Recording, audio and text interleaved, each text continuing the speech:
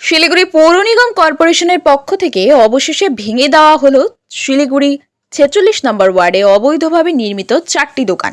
অভিযোগ, পুর নিগমের তরফে 4বার নোটিশ দেওয়া সত্ত্বেও নির্ধারিত সময়ের মধ্যে দোকানটি সরানো হয়নি। শনিবার সকালে পুর নিগমের আধিকারিক ও কর্মীরা এলাকায় পৌঁছে অভিযানে নামেন।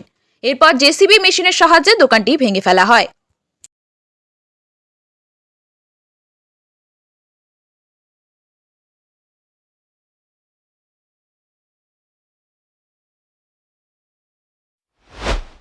শিলিগুড়ি পৌর নিগমের উদ্যোগে বাঘাযতীন পার্কে আয়োজিত হলো প্রতিবন্ধী শংসাপত্র প্রদান শিবির। এই দিনের এই শিবিরে উপস্থিত ছিলেন মেয়র গৌতম দেব, ডেপুটি মেয়র রঞ্জন সরকার সহ পুর নিগমের অন্যান্য আধিকারিকরা। জানা গিয়েছে, এদিন শিবিরে আসা আবেদনকারীদের প্রথমে চিকিৎসকদের দ্বারা স্বাস্থ্য পরীক্ষা করা হয়। চিকিৎসকদের পরামর্শ অনুযায়ী সেখানেই দ্রুত প্রতিবন্ধী শংসাপত্র প্রদানের ব্যবস্থা করা হয়।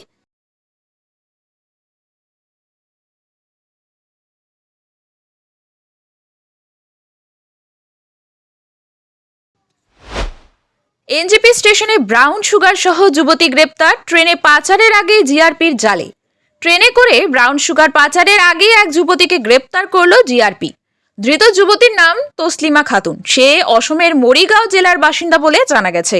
রেল সূত্রে জানা যায়, শনিবার সকালে গোপন সূত্রের খবর পেয়ে নিউ জলপাইগুড়ি স্টেশনে অভিযান চালায় জিআরপি ও তাদের এসডিও টিম।